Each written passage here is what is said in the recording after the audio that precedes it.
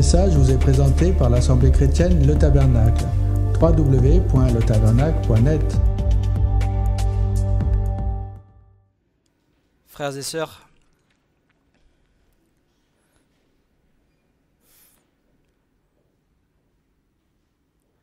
le sujet que je vais aborder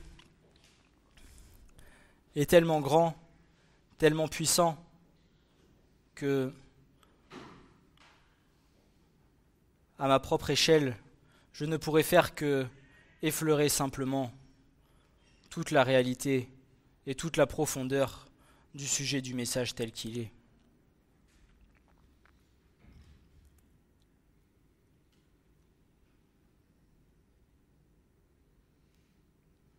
L'amour de Dieu, l'éternel Dieu, Hachem, le Père, le Fils, le Saint-Esprit, toute la création est remplie d'un amour qui n'a ni commencement ni fin. Il est rempli d'un amour éternel, d'un amour tel que nous, en tant qu'hommes, nous ne pouvons point mesurer la puissance, la grandeur, la largeur, la profondeur et la hauteur. Nous avons bien trop peu de capacité pour comprendre toutes ces choses. Et je ne me permettrai pas de savoir que tout a été révélé, puisque, tel que la parole le dit, nous ne connaîtrons qu'en partie.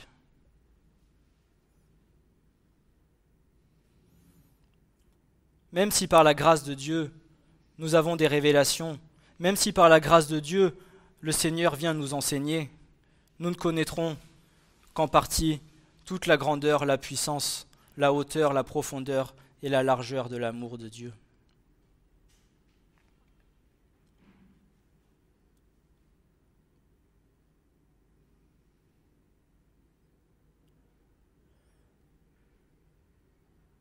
Et ce matin, je veux vous encourager afin que nous puissions comprendre que nous pourrons, à chaque jour de nos vies, compter pleinement sur notre Père céleste, pleinement sur celui qui est, qui était et sur celui qui vient, pleinement sur celui qui nous a créés nous-mêmes avant même le commencement.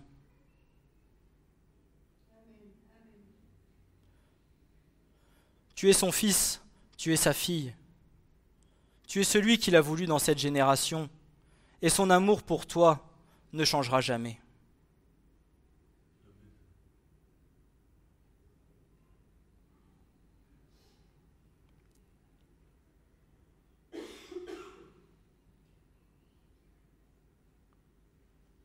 Le fardeau sur notre âme est d'écrire au sujet de l'amour de Dieu, et tout spécialement tel que démontré par l'envoi sur terre de son Fils unique, le Seigneur Jésus-Christ. Le Seigneur Jésus-Christ qui a donné sa vie sur la croix. Mais Dieu constate son amour à lui envers nous, en ce que, lorsque nous étions pécheurs, Christ est mort pour nous. Alors même que nous étions encore pécheurs, alors même que nous étions encore dans le monde, Christ déjà était mort pour nous à la croix, afin qu'à un moment donné de nos vies, nous puissions être rachetés et nous puissions par son sang être purifiés et rachetés de nos fautes et de nos péchés. L'amour divin qui nous est transmis par Yeshua attendrit le cœur dur de l'homme et vient y introduire la repentance et la réconciliation avec Dieu. Si on voit par la foi l'amour de Jésus-Christ, cela rafraîchit l'âme qui peine sous le fardeau lourd du péché et des épreuves de la vie. Les querelles entre les croyants se dissipent instantanément à partir du moment où le Saint-Esprit descend en toute puissance sur l'Église et révèle l'amour du Rédempteur.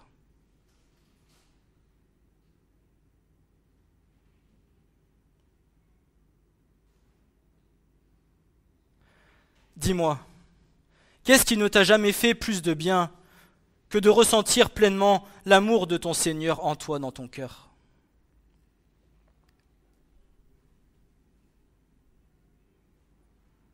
Te rappelles-tu encore du jour où le Seigneur est venu à toucher ta vie, à toucher ton cœur, et à quel point il t'a transformé, et à quel point il t'a montré son amour si grand que toi-même tu ne pouvais point expliquer.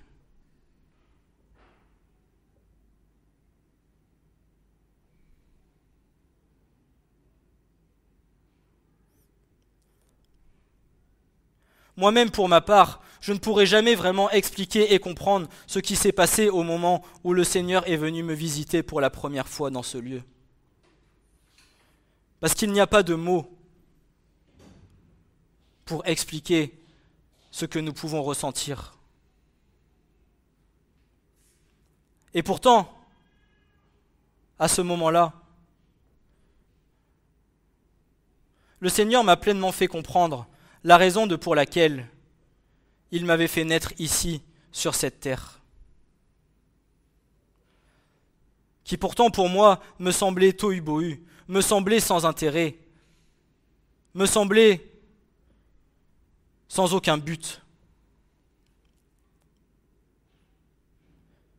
Mais parce que, par l'amour du Seigneur qui s'est révélé pleinement dans mon cœur, alors le Seigneur a su m'expliquer et me montrer pourquoi est-ce que le Seigneur m'avait permis de naître dans cette génération.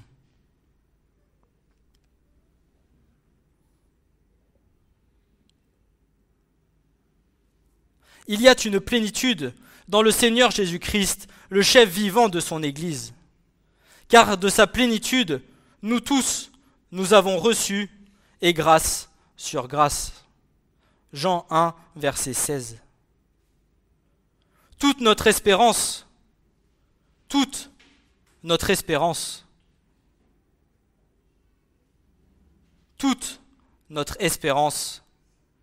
est en Jésus-Christ. Il est important que nous soyons tous remplis du Saint-Esprit afin de prier vigoureusement et sincèrement au Seigneur pour la bénédiction dont David a fait mention. Dans le psaume 16, verset 9 à 11, il est écrit « C'est pourquoi mon cœur se réjouit et mon âme s'égaie, même ma chair repose en assurance. Car tu n'abandonnes pas mon âme au Sheol, tu ne permettras pas que ton sein voie la corruption. Tu me feras connaître le chemin de la vie, ta face est un rassasiement de joie, il y a des plaisirs à ta droite pour toujours. »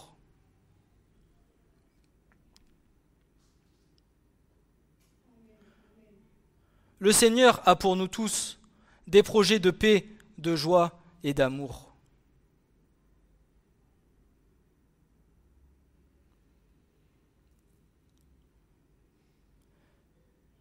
Bien que l'épreuve parfois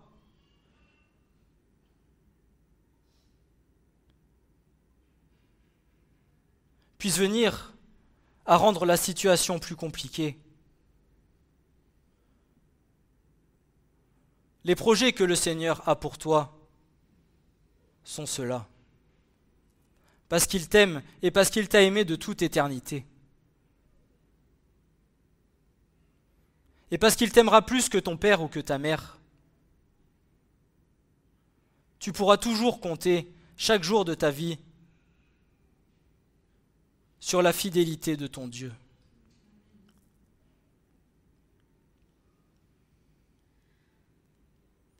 Tu pourras toujours compter sur lui,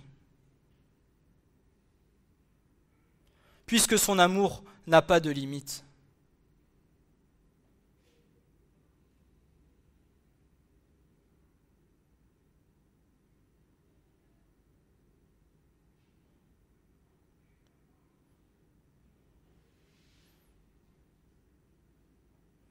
Il est important que nous puissions enseigner ces choses à nos enfants en leur montrant que oui, nous sommes leurs parents, que oui, nous les aimons, mais que ils ont été une offrande offerte par le Seigneur pour nous, et que le Seigneur, l'Éternel, les aime bien plus que ce que nous pouvons être capables de les aimer.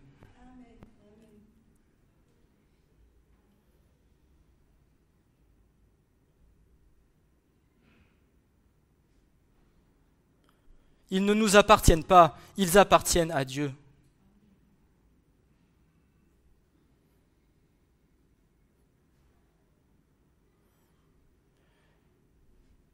Et pour toi, pour moi, pour nos enfants, pour les générations à venir, tel qu'il l'a fait pour nous, l'Éternel, notre Dieu, a offert son Fils en sacrifice vivant à la croix pour nous tous.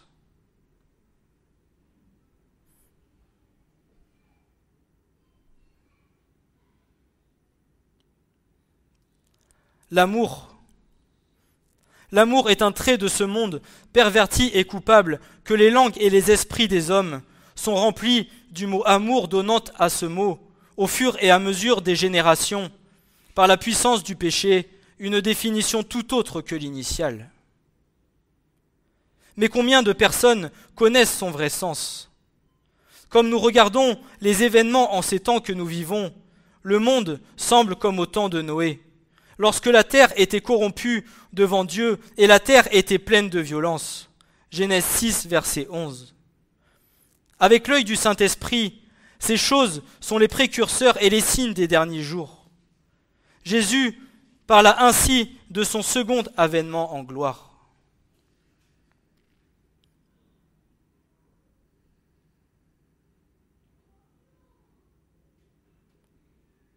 L'amour, aujourd'hui dans le monde, a pris tout un autre sens que celui qu'il était réellement dans le fondement, dans la racine du mot tel qu'il est. Demandez à quelqu'un aujourd'hui, qu'est-ce que c'est pour toi l'amour ? Qu'est-ce que c'est pour toi l'amour dans un couple, l'amour entre un homme et une femme ?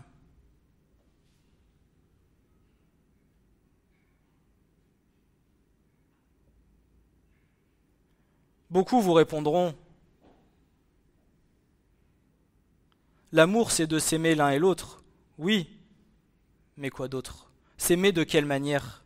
S'aimer physiquement ou s'aimer d'un cœur sincère ? Pour beaucoup aujourd'hui, l'amour est un amour physique. Beaucoup aujourd'hui ont besoin d'apprendre à se connaître physiquement avant d'apprendre à se connaître intérieurement. Alors que pourtant, le Seigneur nous demande d'abord d'aimer avec un cœur sincère, avec un cœur profond. Tu aimeras le Seigneur ton Dieu de tout ton cœur. Et tu aimeras ton prochain comme toi-même.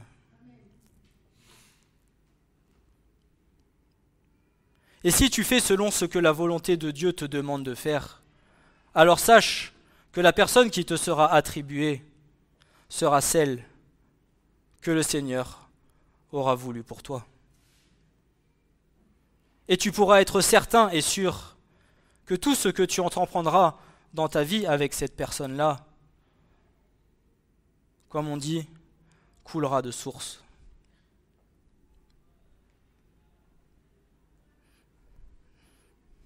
Parce que tu es dans les plans que le Seigneur a voulu pour ta vie. Et parce que tu auras obéi à ce que le Seigneur t'a demandé de faire selon sa parole. Et ces plans-là ne sont pas des plans pour t'embêter. Ces plans-là sont des plans pour te garder, pour que tu sois dans la paix, dans la joie et dans la volonté que le Seigneur veut pour toi. Et tu pourras être sûr que de là en découlera une source de bénédiction. Un béni oui, comme disait mon frère. Mais c'est parce que le Seigneur ton Dieu t'aime de tout son cœur.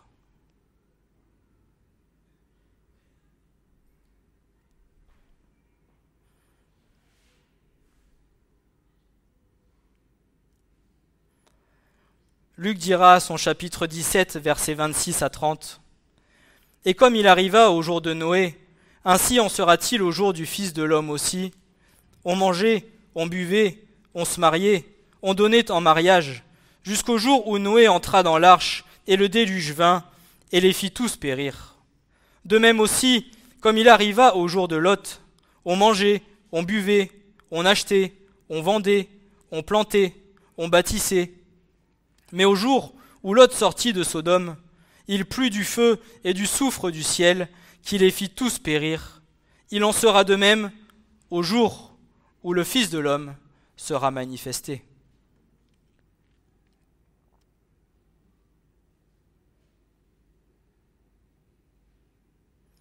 Cela n'est-il pas un peu comme les temps que nous sommes en train de vivre? Malgré qu'il y ait encore des choses qui aient besoin de se manifester et de se réaliser,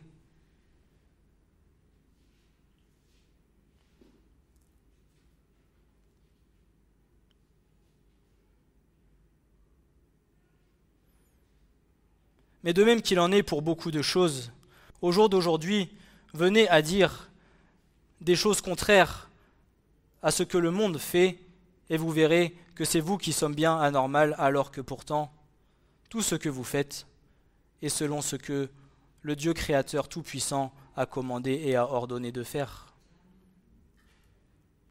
Dites qu'aujourd'hui vous n'êtes pas tatoué, que vous êtes contre le tatouage, vous verrez ce qu'on va vous dire. Dites qu'aujourd'hui, vous n'acceptez pas l'homosexualité, mais que vous aimez la personne qui peut l'être. Ce n'est pas la personne que vous n'aimez pas, mais ce qu'elle pratique. Vous allez voir comme on va vous dire que vous êtes anormal et que c'est vous qui avez un problème. Tout a été inversé.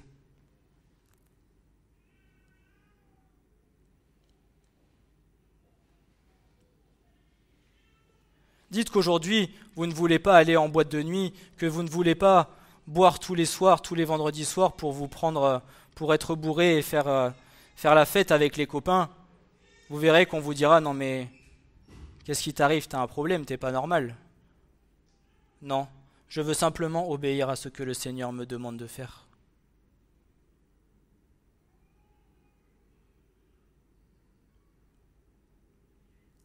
Il est fondamental que l'on comprenne ce que signifie amour pour que le sujet soit regardé avec sa véritable compréhension. Le dictionnaire le définit correctement comme un sentiment intense de profonde affection.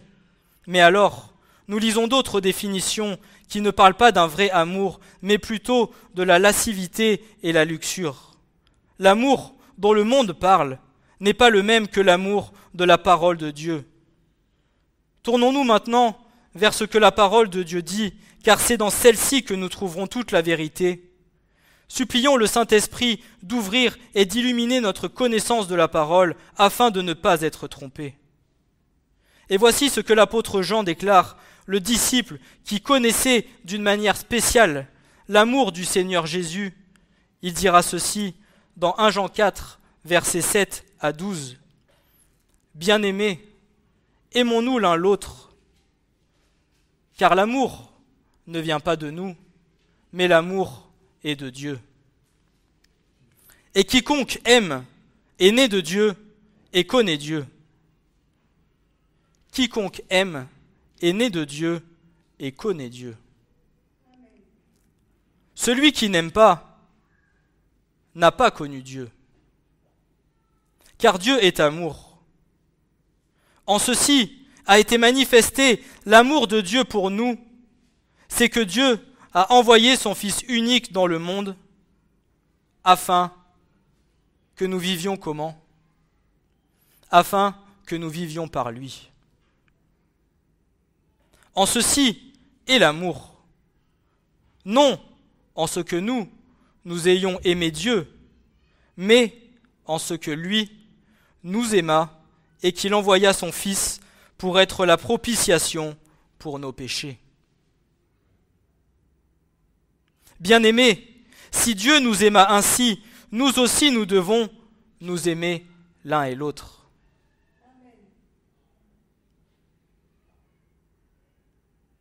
Personne ne vit jamais Dieu.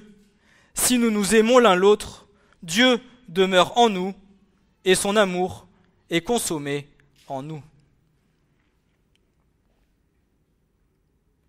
Et c'est pour ça que la parole de Dieu déclare Si tu n'aimes pas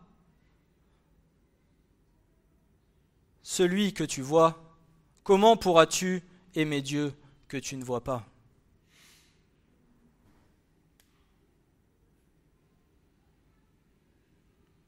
Puisque l'amour qui a été répandu dans nos cœurs est l'amour que le Seigneur nous a donné. Mais le Seigneur a-t-il fait des choix sur l'amour qu'il a pour les hommes ? Ou le Seigneur aime-t-il chacun d'entre nous d'un même amour ?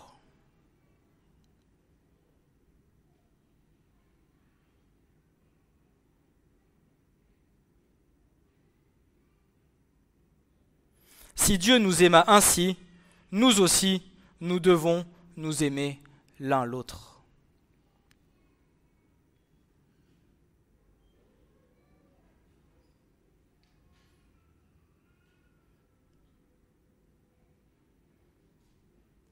L'amour.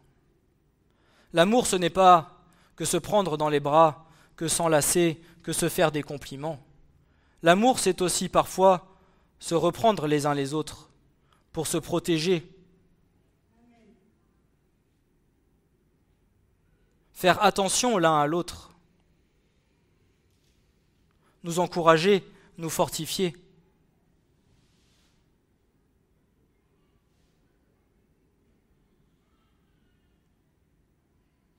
Tel le Seigneur a cette patience avec chacun d'entre nous.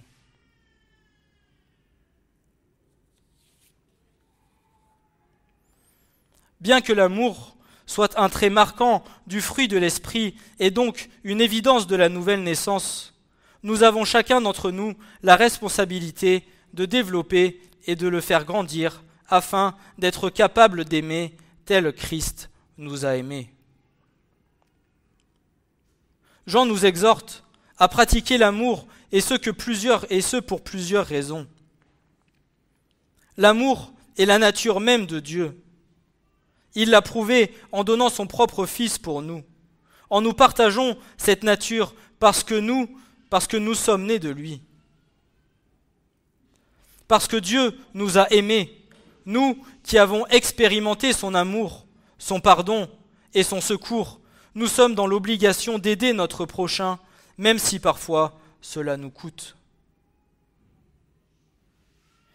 Si nous nous aimons les uns les autres, Dieu continue à vivre en nous et son amour est parfait en nous. Ainsi, voyons-nous la définition profonde « Dieu est amour ».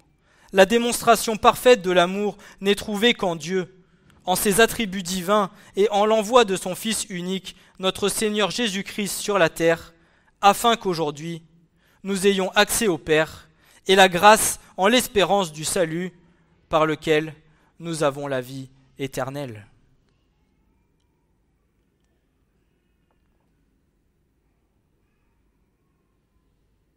C'est par l'œuvre de la croix à Golgotha que la paix a été rétablie entre Dieu et l'homme.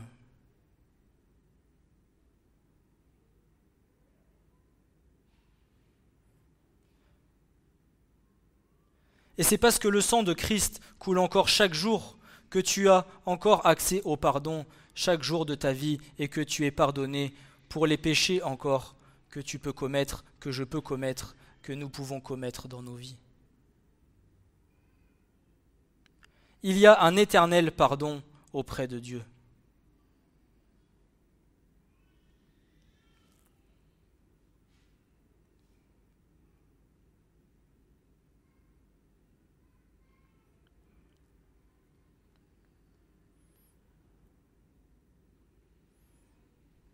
Et si nous venons aujourd'hui à craindre l'Éternel de tout notre cœur, c'est parce que son pardon est éternel.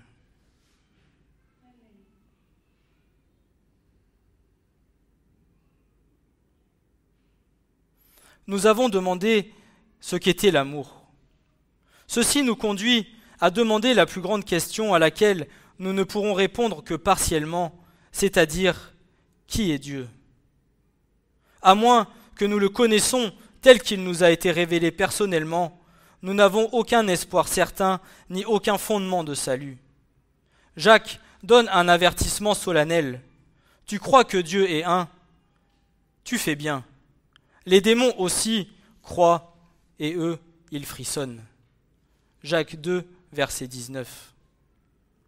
Ceci s'applique à ceux qui confessent le nom du Seigneur de leurs lèvres, mais dont la vie démontre une ignorance complète de Dieu et du chemin étroit et resserré qui mène au salut. La Trinité, le Père, le Fils et le Saint-Esprit, trois personnes, mais un seul Dieu. Ceci est le mystère de la Trinité. Dieu, en trois personnes, existe avant toute chose. La parole commence par les mots suivants. Au commencement, Dieu créa les cieux et la terre. Genèse 1, verset 1. Au commencement,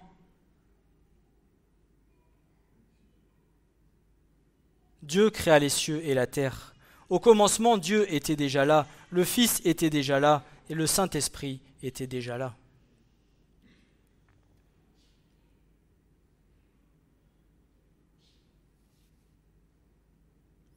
Parlant de la parole, qui est le Fils éternel de Dieu, l'apôtre Jean commence son évangile ainsi. Au commencement était la parole, et la parole était auprès de Dieu, et la parole était Dieu. Le Seigneur Dieu est non seulement avant toute chose, mais il est infini et éternel. Son nom est « Je suis celui qui suis », Exode 3, verset 14, à savoir Yahweh, la promesse de la présence vivante de Dieu au sein de son peuple jour après jour. Il exprime son amour, sa sollicitude et son désir de racheter son peuple et de vivre en communion avec lui. Il s'agit de la promesse fondamentale de l'alliance « Je serai ton Dieu ». Genèse 17, verset 7. Je serai ton Dieu.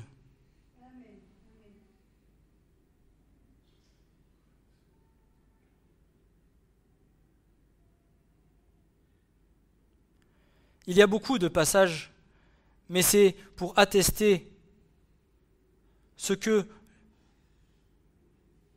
je peux dire et à quel point vous pouvez voir la puissance de l'amour de Dieu dans sa parole.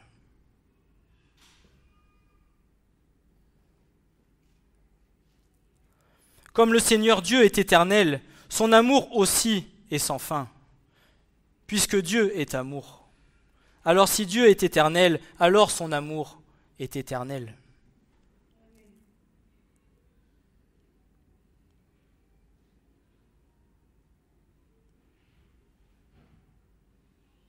Allant de siècle en siècle, de génération en génération, sans commencement et sans fin. Ceci est déclaré par le prophète Jérémie dans Jérémie 31, versets 1 à 3. En ce temps-là, dit l'Éternel, je serai le Dieu de toutes les familles d'Israël, et ils seront mon peuple. Ainsi, dit l'Éternel, le peuple des réchappés de l'épée a trouvé grâce dans le désert, je m'en vais donner du repos à Israël. L'Éternel m'est apparu de loin, je t'ai aimé d'un amour éternel, c'est pourquoi j'attire avec bonté. C'est pourquoi j'attire avec bonté.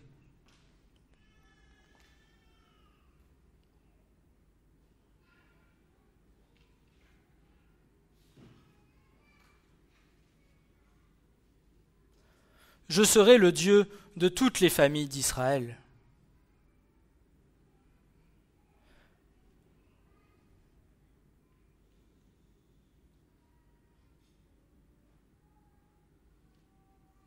Ne sommes-nous pas les générations qui ont suivi les générations d'Isaac, d'Abraham et de Jacob ?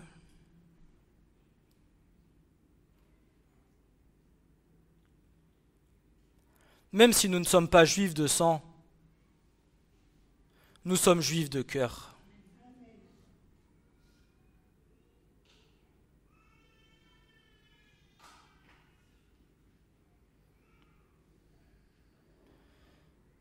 Bien que nous aurons plus tard à être enseignés par nos frères juifs, Nous avons dans nos cœurs un amour puissant pour Israël, un amour puissant pour nos frères.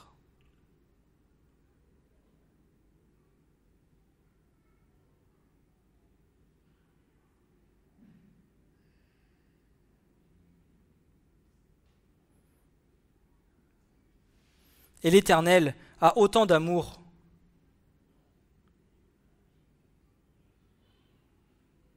pour la terre promise, pour chacun d'entre nous.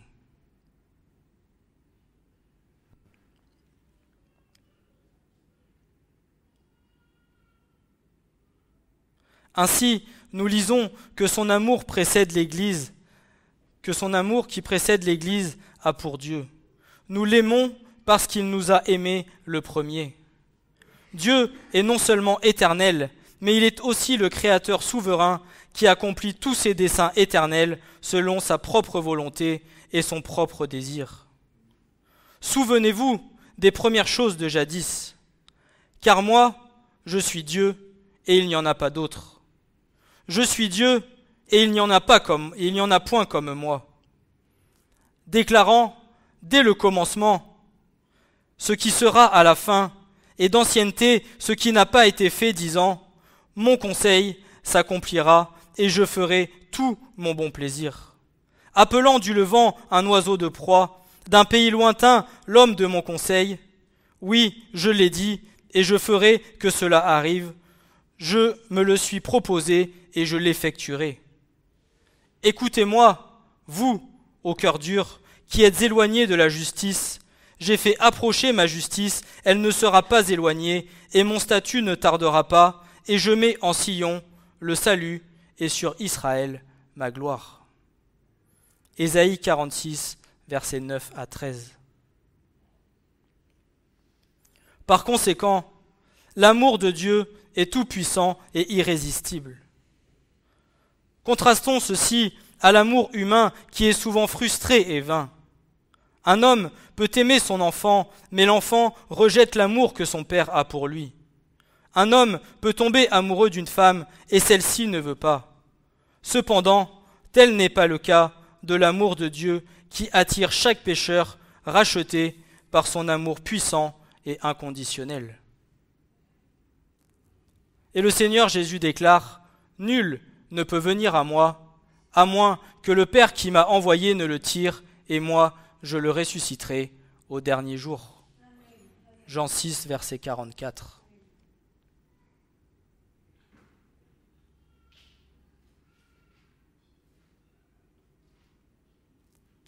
C'est ce que j'expliquais tout à l'heure.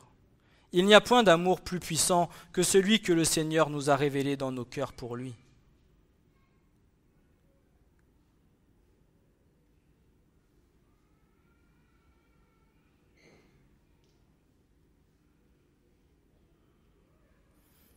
En attirant un pécheur à lui-même, le Seigneur Dieu illumine le cœur.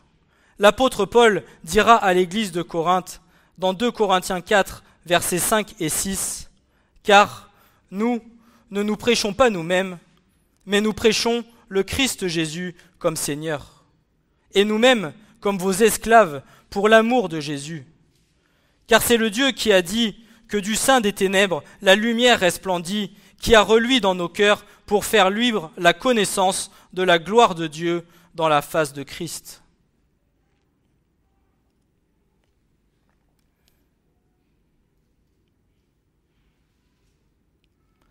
Quel que soit le ministère auquel nous avons été appelés, avant tout, chacun de nous, nous sommes esclaves de Christ.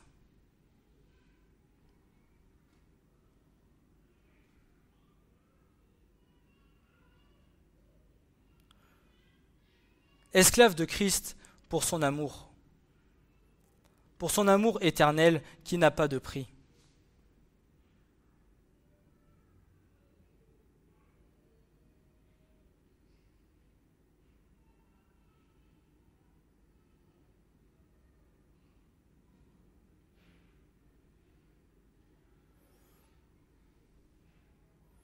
Et le fait de comprendre la puissance de l'amour de Dieu nous aide à pouvoir rester humbles dans nos vies.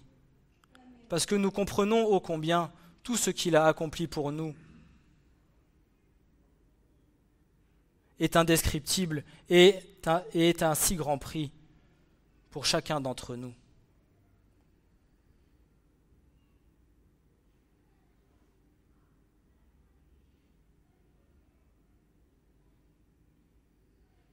Si nous sommes ce que nous sommes, c'est par la grâce de Dieu que nous le sommes, et c'est lui qui a fait toutes choses en nous pour nous utiliser tel que lui le désire.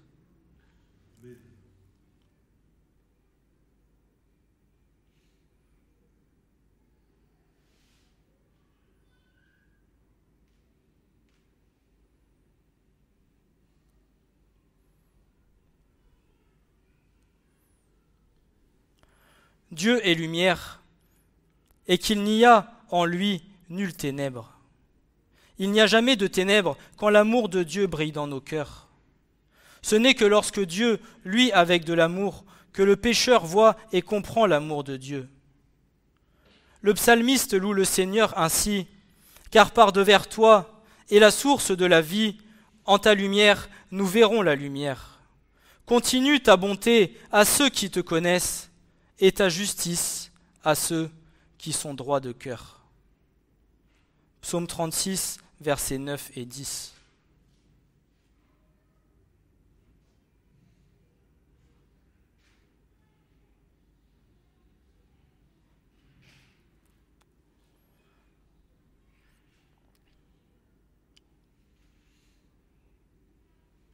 On va prendre le passage de l'évangile de Matthieu au chapitre 5, versets 43 à 45.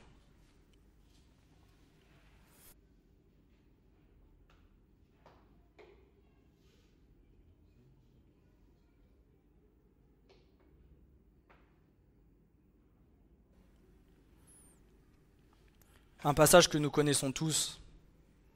Vous avez ouï qu'il a été dit, tu aimeras ton prochain et tu haïras ton ennemi. Mais moi je vous dis, aimez vos ennemis, bénissez ceux qui vous maudissent, faites du bien à ceux qui vous haïssent, et priez pour ceux qui vous font du tort et vous persécutent, en sorte que vous soyez les fils de votre Père qui est dans les cieux, car il fait lever son soleil sur les méchants et sur les bons, et envoie sa pluie sur les justes et sur les injustes.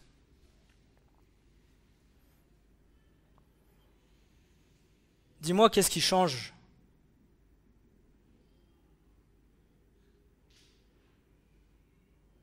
De ce que le Seigneur peut faire entre toi et ton ennemi.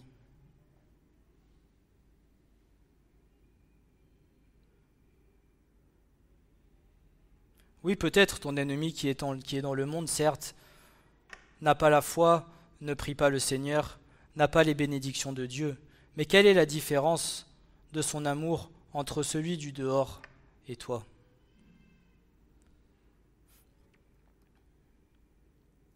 Ne renouvelle-t-il pas son souffle de vie chaque jour ? Ne lui donne-t-il pas l'espérance chaque jour de venir se présenter sur le chemin de sa vie afin que demain il puisse être transformé et racheté par le sang précieux de Christ ? Ne l'a-t-il pas aimé avant même la fondation du monde ? Ne l'a-t-il pas désiré dans cette génération parce que sûrement a-t-il des plans avec lui ? Quelle différence y a-t-il ?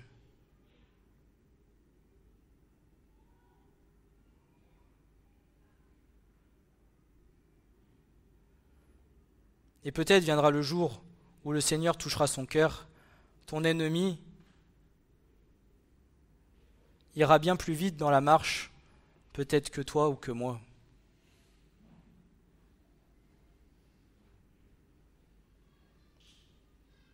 Et d'autant plus dans cette fin des temps, puisque les temps vont s'accélérer, la connaissance va augmenter.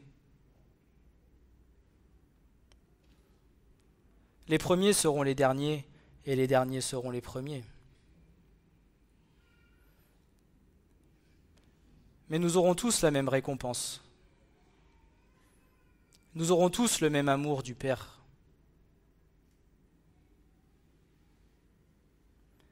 Quelle patience!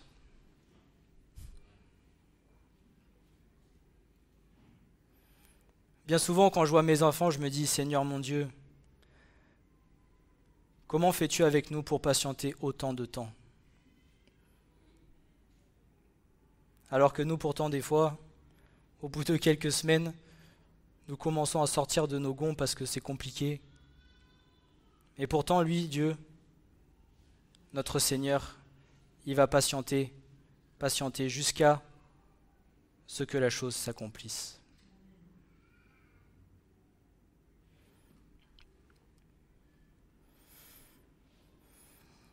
Dieu, en tant que créateur, étend sa bonté, son attention, sa provision à tous, mais ceci n'est pas l'amour salvateur qui ne cessera pas à l'éternité. L'amour humain peut fermer les yeux ou manquer de voir le mal dans le comportement de ceux qui lui sont chers. Cependant, Dieu, lui, qui est d'une perfection sainte, doit punir le péché qui est la transgression et la violation de sa loi. 1 Jean 3, versets 4 à 7 dira ceci: « Quiconque pratique le péché pratique aussi l'iniquité, et le péché est l'iniquité. Et vous savez que lui a été manifesté afin qu'il ôtât nos péchés et qu'il n'y a point de péché en lui. Quiconque demeure en lui ne pêche pas. Quiconque pêche ne l'a pas vu, ni ne l'a pas connu. Enfants, que personne ne vous égare. Celui qui pratique la justice est juste, comme lui est juste. Celui qui pratique le péché est du diable, car dès le commencement, le diable pêche. C'est pour ceci que le Fils de Dieu a été manifesté afin qu'il détruisît les œuvres du diable. 1 Jean 3, versets 4 à 7. En outre, Dieu est vérité, il est juste, pur et saint. Il est jaloux d'une sainte jalousie. Et le psalmiste David déclare ceci: « Car tu n'es pas un Dieu qui prenne plaisir à la méchanceté, le mal ne séjournera point chez toi, les insensés ne subsisteront point devant tes yeux, tu haïs tous les ouvriers d'iniquité. Tu feras périr ceux qui profèrent le mensonge, l'homme de sang et de fourbe, l'Éternel l'a en abomination. » Psaume 5, versets 4 à 6. Si le psalmiste avait terminé ici en supplication, il n'y aurait aucun espoir pour nous, parce que les Écritures disent « Il n'y a point de juste, non pas même un seul ». Vu que tous ont péché et qu'ils sont entièrement privés de la gloire de Dieu. Mais David continue de parler de la miséricorde de Dieu et d'une justice qui n'est pas la sienne. Et il dira par la suite: « Mais moi, dans l'abondance de ta bonté, j'entrerai dans ta maison, je me prosternerai devant le temple de ta sainteté, dans ta crainte. Éternel, conduis-moi dans ta justice, à cause de mes ennemis, dresse ta voix devant moi. »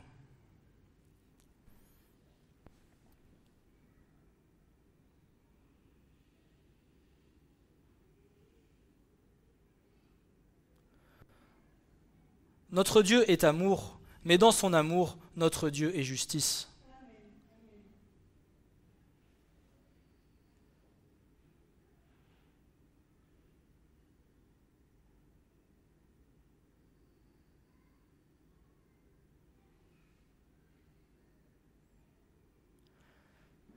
Ce n'est pas parce que Dieu est juste ou justice que Dieu est méchant.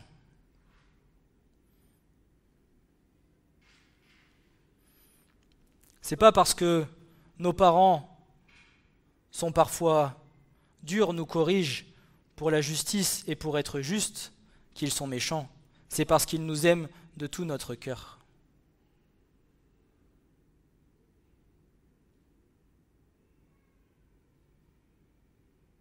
Tel que nous le faisons dans l'éducation chaque jour avec les nôtres.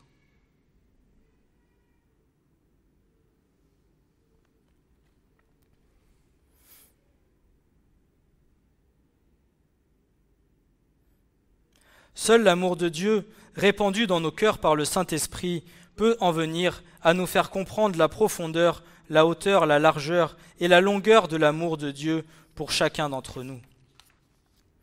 Cependant, tout cela n'aboutira à rien tant que le Saint-Esprit ne nous aura pas convaincus et révélé que la justice de Dieu n'est trouvée que par la foi en Dieu et en Dieu seulement.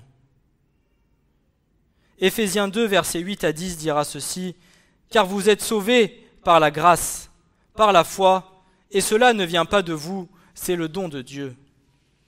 Non pas sur le principe des œuvres, afin que personne ne se glorifie, car nous sommes son ouvrage, ayant été créés dans le Christ Jésus, pour les bonnes œuvres que Dieu a préparées à l'avance, afin que nous marchions en elles. »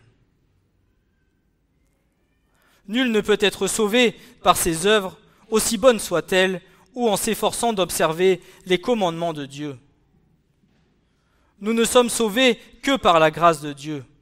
Nous, les rachetés de l'Éternel, nous avons tous été à un moment de nos vies morts spirituellement, étant sous la domination de Satan, esclaves du péché et sous la condamnation de Dieu.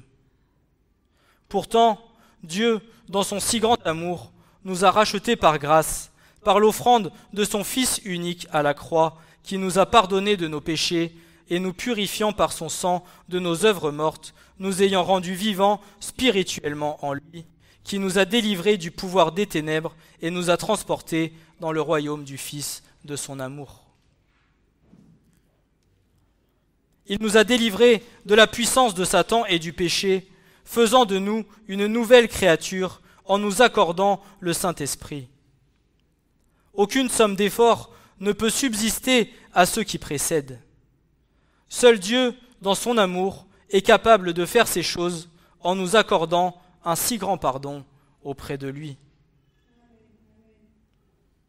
Nous sommes de nouvelles créatures en Christ et nous avons reçu la grâce suffisante pour vivre, non pas selon nos propres principes, mais selon les principes de la parole de Dieu, pour résister au péché et servir Dieu selon sa propre volonté.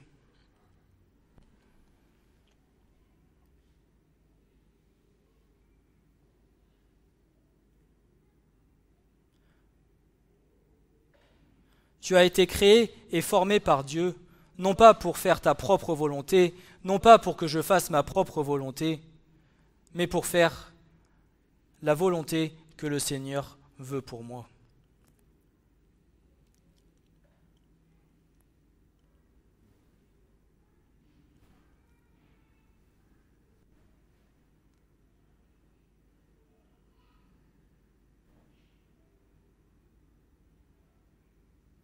Et plus nous serons capables de discerner quelle est la pleine volonté de Dieu pour nos vies, moins nous aurons de problèmes.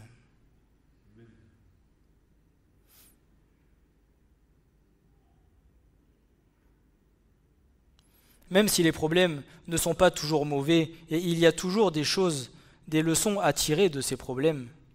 Mais peut-être que si nous avions été plus attentifs et plus patients dans ce que le Seigneur voulait pour nous, peut-être serions-nous passés par des chemins plus paisibles.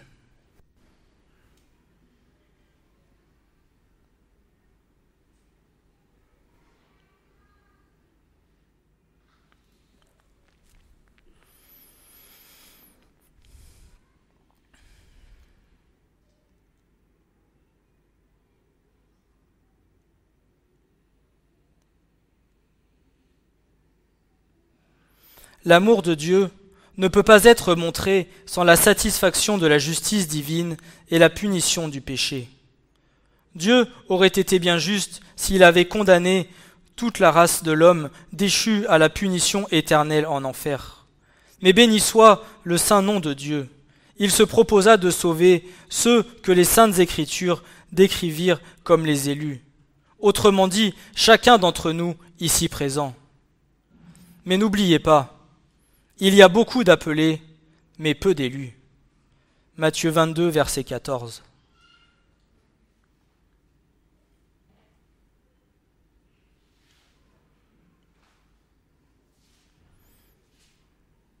Le salut est accordé à tous les hommes.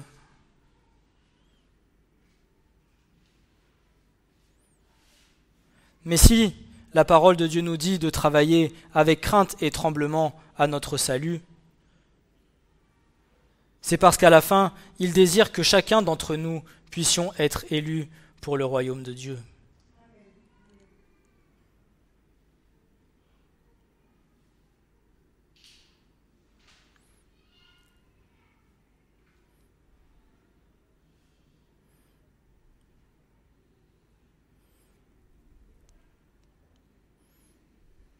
Ceci n'est pas à cause de leur bonté, car ils n'ont aucune bonté, mais parce que le Seigneur, dans son amour, voulait choisir le pécheur le plus vil pour démontrer sa grande miséricorde.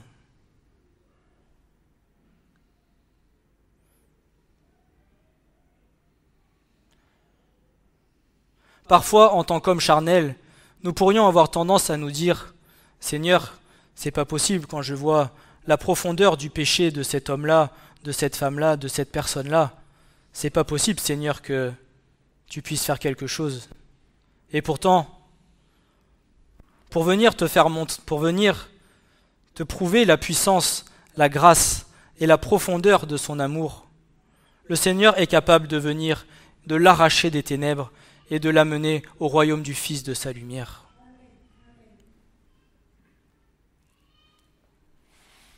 Non pas pour te montrer que tu as tort, mais pour te montrer à quel point son amour et sa miséricorde pour sa création est grande.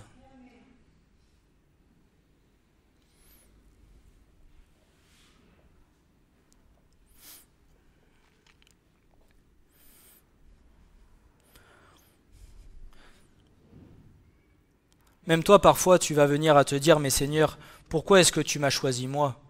Quand tu vois ce que je faisais, quand tu vois à quel point j'étais plongé dans le péché.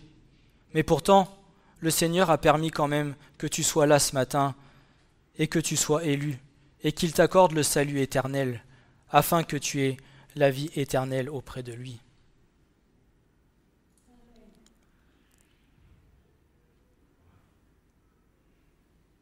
Cette parole est certaine et digne de toute acceptation, que le Christ Jésus est venu dans le monde pour sauver les pécheurs, dont moi je suis le premier. Mais miséricorde m'a été faite à cause de ceci, savoir, afin qu'en moi, le premier, Jésus-Christ montra toute sa patience, afin que je fusse un exemple de ceux qui viendront à croire en lui pour la vie éternelle.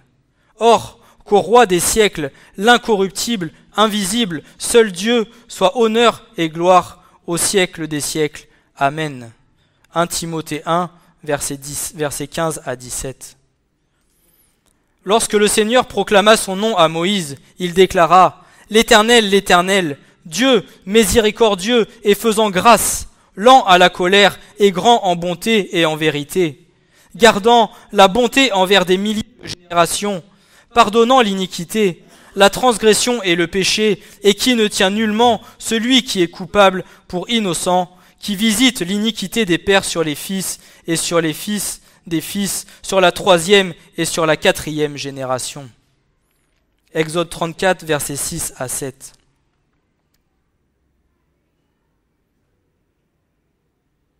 Paul écrit aussi aux Romains au sujet de l'amour de Dieu pour son peuple choisi, qui est bien distinct de son rapport avec les autres peuples. Rebecca, lorsqu'elle conçut d'un Isaac notre père, car avant que les enfants fussent nés, et qu'ils eussent rien fait de bon ou de mauvais, afin que le propos de Dieu, selon l'élection, demeurât, non point sur le principe des œuvres, mais de celui qui appelle, il lui fut dit, « Le plus grand sera asservi au plus petit. » Ainsi qu'il est écrit, « J'ai aimé Jacob et j'ai haï Ésaü. » Que dirons-nous donc? Y a-t-il de l'injustice en Dieu? Qu'ainsi n'advienne. Car il dit à Moïse, « Je ferai miséricorde à celui à qui je fais miséricorde, et j'aurai compassion à qui je fais compassion. » Ainsi donc, ce n'est pas celui qui veut, ni celui qui court, mais de Dieu qui fait miséricorde.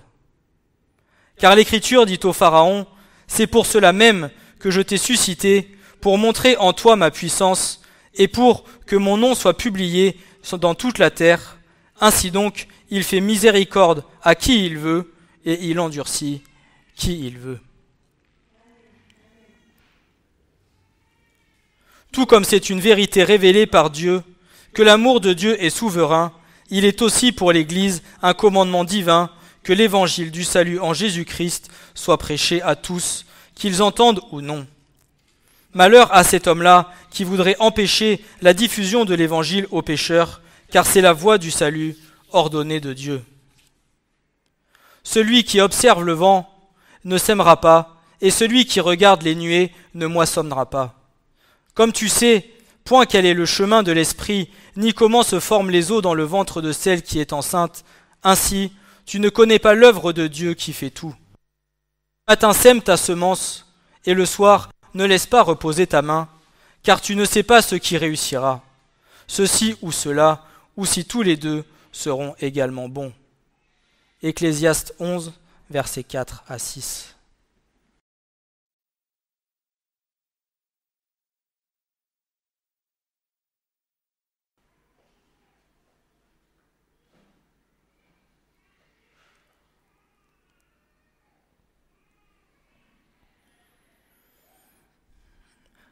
Le Seigneur fait grâce à qui il veut, et il fait miséricorde à qui il veut.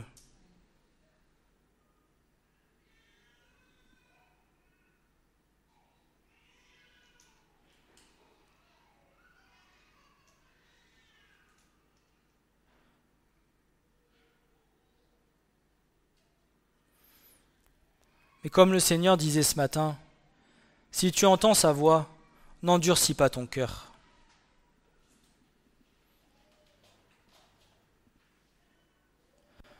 Parce que plus tu endurciras ton cœur, plus le Seigneur peut venir à l'endurcir encore plus.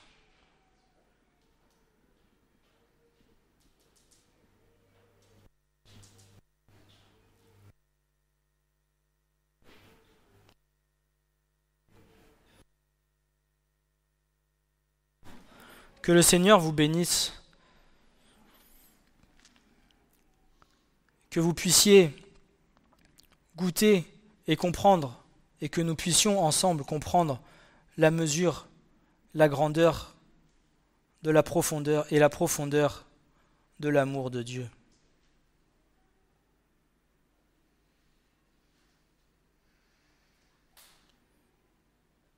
Parce qu'il est le même pour chacun de nous.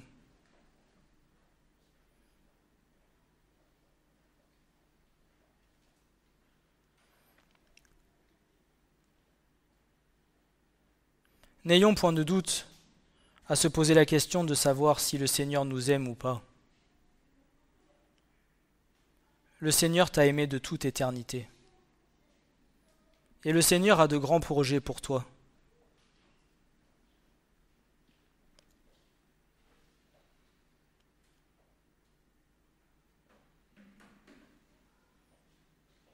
Que le Seigneur vous bénisse.